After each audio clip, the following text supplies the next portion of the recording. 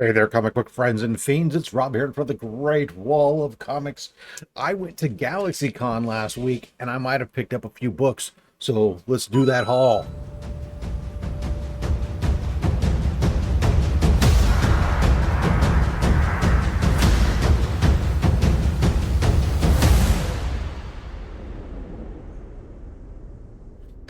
All right, so we've got a haul of books from GalaxyCon, which is a big pop culture con. Happens all around the country, different cities. It came to my local big city, San Jose, so I headed out there with my youngest. It was a great time. I enjoy getting to go to cons on occasion with my youngest, who's into the anime and some of the cosplay and stuff from that aspect of stuff. Went with their friend, did some cosplay stuff while Dad went off and did his own thing. But it's good to get to go out with your youngest, even as they get older. Anywho,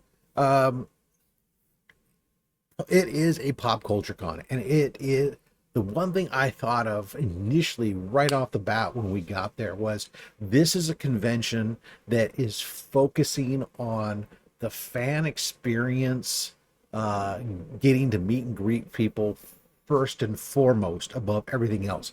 And that was evident by as soon as we walked in the doors. Unlike a lot of conventions where you walk in and you're smack first thing at vendor booths, and you have to walk past all these vendor booths to get to where all the the celebrities and such are.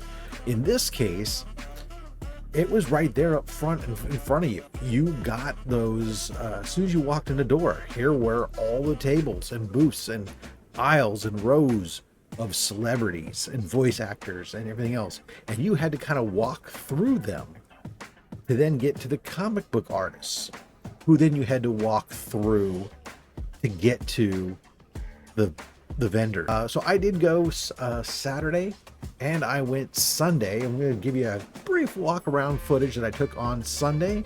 So let's check that out before we get into the haul.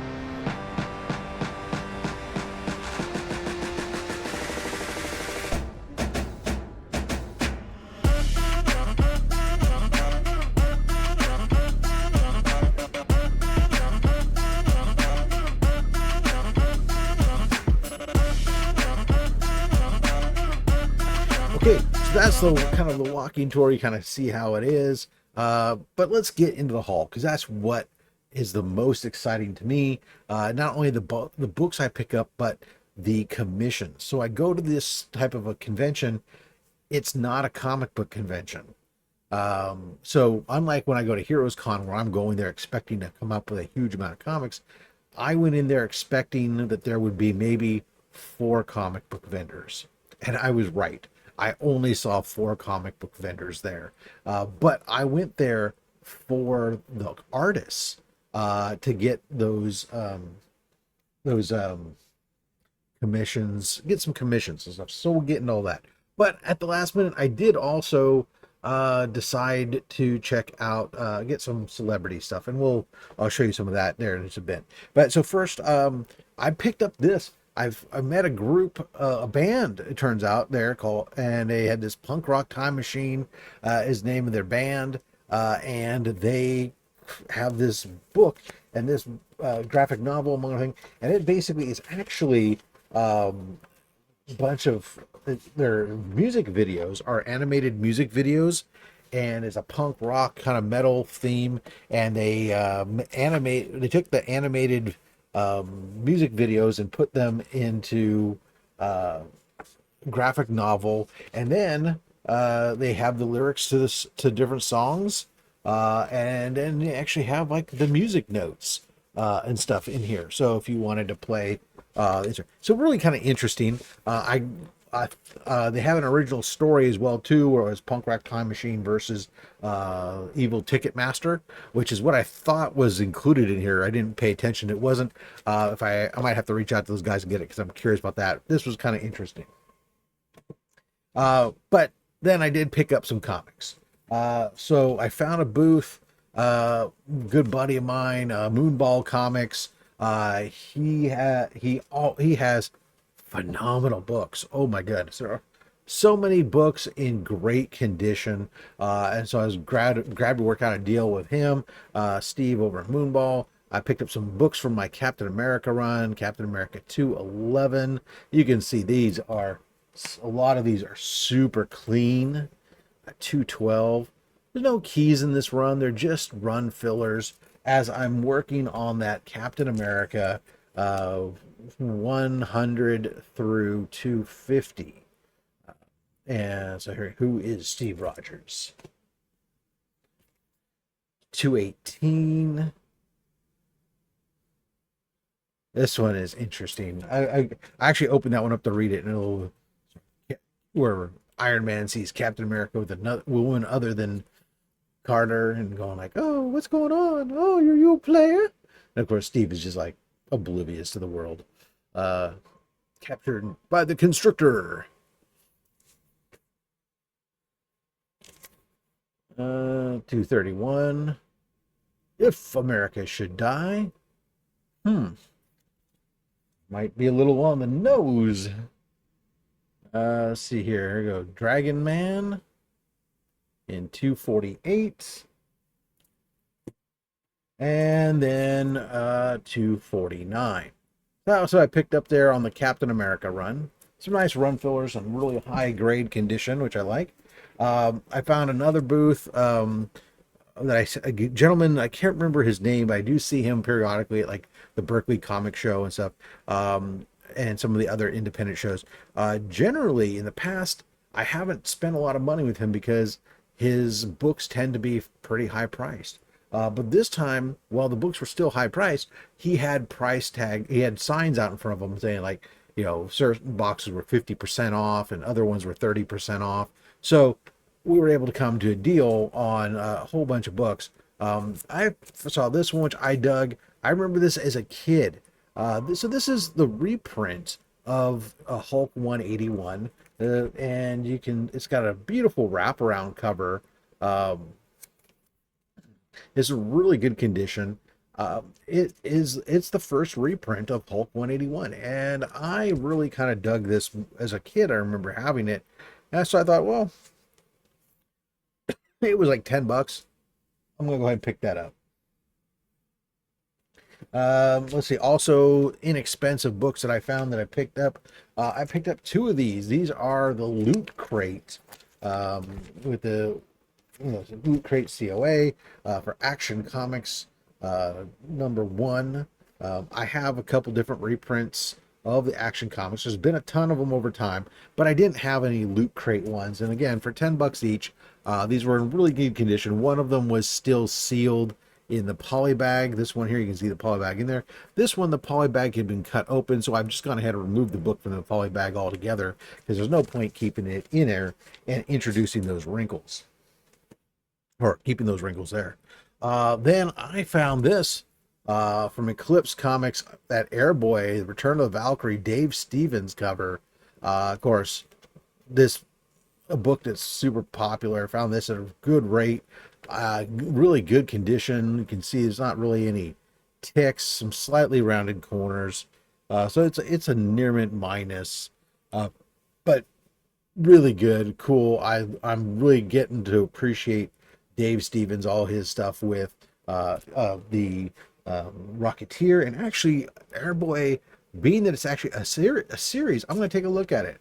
I didn't realize it was a series. I only kept seeing this cover. I see people post this cover all the time, but I hadn't really like seen anything else from Airboy, so I'm going to probably try and check it out, see if I can find something on it. And of course, this one popular book, Gotham City Sirens #1. This just gorgeous cover. This was one of those funnies. I actually got this from my buddy, again, Steve Moonball Comics. He had several of these. Actually, there were several books that he had lots of. I think at one point I saw he had a huge stack of Masters of the Universe #1 there. And I asked him, what are you doing with all this? And he's like, he gets them out of, he gets a lot of collections or store stock stuff that, he goes through or he's had for a while, and he's got, I got found 20 of this and whatever of that. And like, well, geez. Well, these, he says that these books, he got a couple of these, and out of Paul Dini's personal collection, that he was helping Paul Dini move some books, and supposedly from there. I have nothing to say, no provenance. I have no reason not to believe him. I wouldn't go ahead and try and ask anything more for it because, it's from Paul Dini's collection. Because A, first of all, I'm not here to resell it, and B, I got nothing to prove it. All right, the last, one of the last comics I picked up that aren't the commissions. This one, I saw this and I was super excited to pick up and add another Golden Age sci-fi book to the collection. Weird Science 22.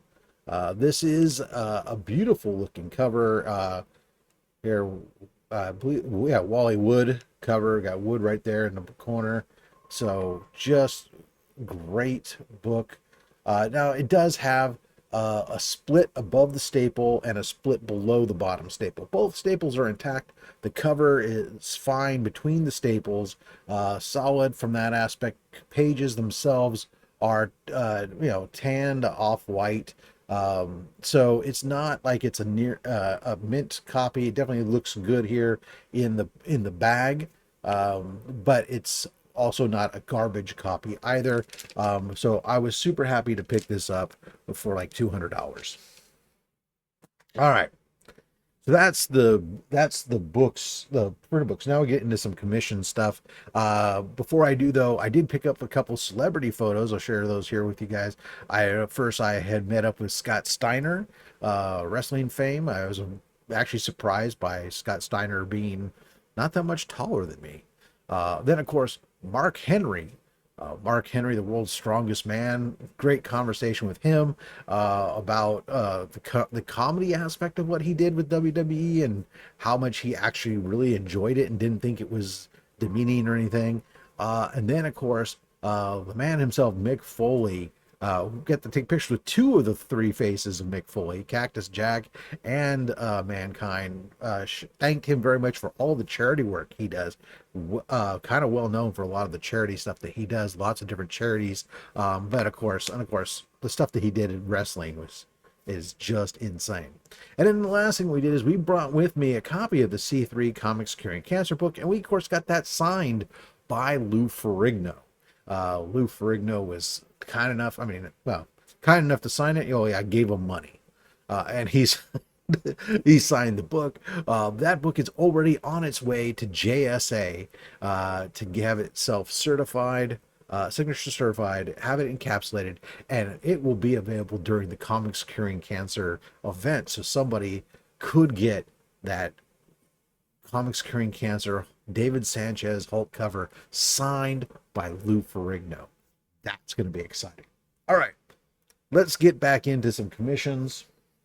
Uh, I've got first. I was walking around the artist alley area, and gentleman's booth kind of popped out of the corner of my head. I saw some sketch covers, was looking at them, but I noticed that he had a sign that said that he had worked on the Harley Quinn and Kite Man series, and I knew another gentleman who I've had several things, Brandon McKinney, who's done several things and worked with us on Comics Curing Cancer, submitted something in our art book this year.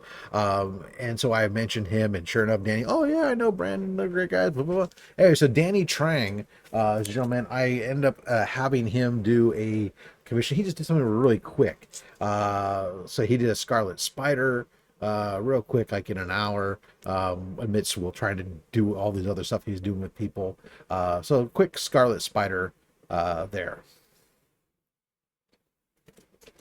Then this was a pre-made one. I saw somebody named Kevin Tran in his booth area. Kevin Tran, now he does a lot, most of his characters, he does have these exaggerated hands and feet. It's part of his art style for most of them. Here, we don't see any of that here. I thought this was just a great little thing. I asked him how much. He said $40. Well, for $40, you know, this is coming home with me. A little Spider-Man action. Yeah. Oh, yeah. Then, okay, I've been working on my JSA team members, getting those JSA head sketch covers. And I was able to knock out like another 4 at this convention. One of the artists I wanted to do was legendary artist Kevin Nolan. He was, unlike the others, he wasn't taking a commission list at the show. He was doing a raffle. He was basically doing one commission a day, I think.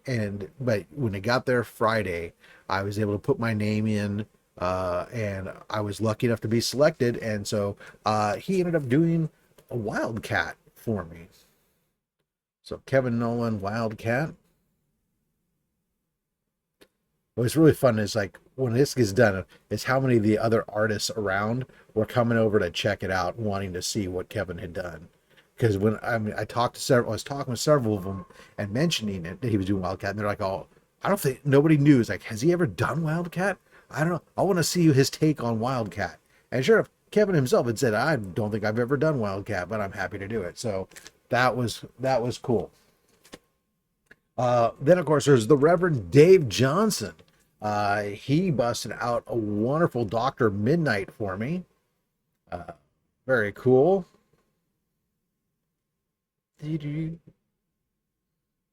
Now, unlike most renditions of Dr. Midnight, he put him in a full hood versus having his mouth and nose exposed.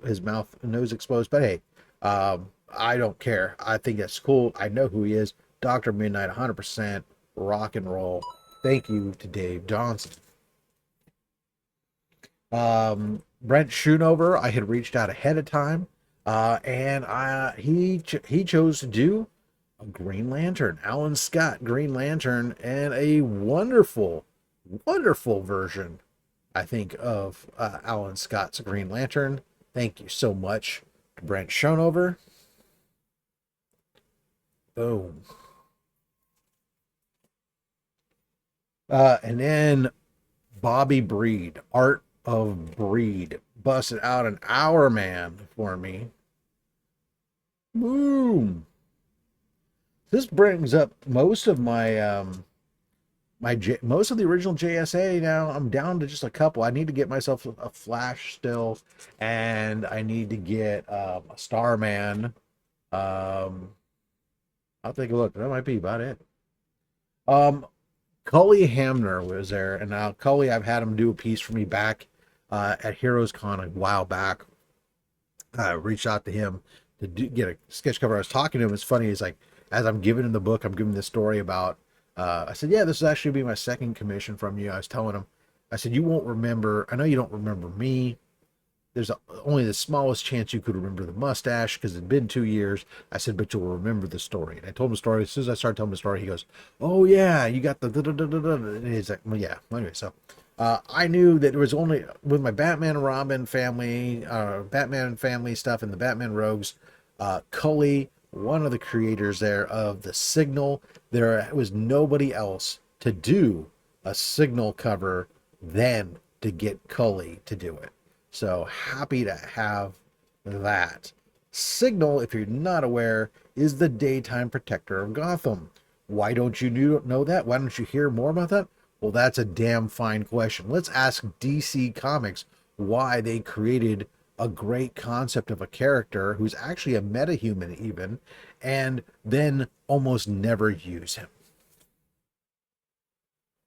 Because Batman's running around at night. Corey Smith was there, talking with him, having him sign a book.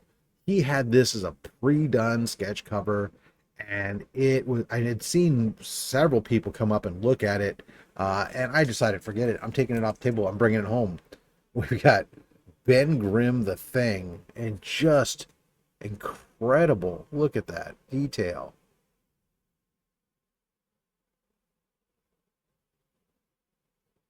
Gorgeous, gorgeous cover. So I picked that up. Oh, Stefan Rue. Stefan Rue is a gentleman and a scholar. I was speaking to him. I'd spoken to him ahead of time. I have a commission that's lined up that he's going to be working on. And he was going to do some stuff for us for Comics Curing Cancer. When I got there, I showed up. We just started talking, and I was thanking him again for what he's going to do. And he was like, yeah, no problem. He said, as long as I'm here, because I hit him up, like I said, just stop by to say hello Friday morning. He says, as long as I'm here. He says, do you have like an extra sketch cover or something? I'll do a sketch cover for you guys while I'm here at the con. And I said, absolutely, sure. So I gave him a Spider-Man sketch cover. And he started working on it on Friday. On Sunday, I came back to pick it up. And this is what he did. He did this beautiful, amazing Spider-Man. Of course, we got Mary Jane. And we've got Spider-Man on it. But wait, there's more. It wraps around to the backside. Bang. And we got 3 of the villains. We got Rhino, and probably one of the best rhinos with that costume layout. Green Goblin and Kingpin there. Just an incredible piece. So this is not for my collection. This was a donation, which is amazing in its own right, because this is probably, if I was to guesstimate off of stuff, this is probably in the neighborhood of $800 to $1,000 commission from at his normal rates. So this is a fabulous, fabulous piece from Stefan Rue. Thank you so much for this incredible donation to Comics Curing Cancer. This will be available during our art auction on October the 25th. Be sure to follow Comics Curing Cancer online at Instagram or Facebook at Comics Curing Cancer. You can always also check us out at comicscuringcancer.org. All right. And the last item I have here, it wouldn't be a convention if I didn't pick up a slab. On the last day walking around, I did go back to a booth that primarily focused on a lot of newer books. Wasn't necessarily 100% my cup of tea, but I did find a few older books in there, and then finally found one that I didn't have that I wanted to have, and was able to work out a good price on it, and that is Amazing Spider-Man 101, the first appearance of Morbius. And I have a second printing of it, but eventually I wanted to get a first printing. Ideally, I would have liked, in my mind, I had been thinking I would get a 7.0 or higher, but this 6.5 presents pretty darn well. Matter of fact, I may have to give it a good examination to see if there's a chance at getting it higher. Although chances are it was possibly pressed and cleaned already, given that it was recently graded. I can tell that by the fact that it has that character label at the top. So, yeah. Anyways, that's it. That's the haul. What do you think? What was your favorite? What about those commissions and that Stefan Rue piece? Oh my goodness. Guys, October 24th, 25th, 20, wait, October 23rd, 24th, 25th, 26th. October 24th, 25th, 26th. It's right there. Comics Curing Cancer. Please dig through your collections and see what you have that you might want to donate. Reach on out to us. We'll get you the information to ship to. We have donation receipts, everything else. But more importantly, when you're out at those cons, make sure you collect what you want. Don't listen to anyone, including me. I'm just a fat man with a fat stack of comics and a fat opinion. Thanks for watching.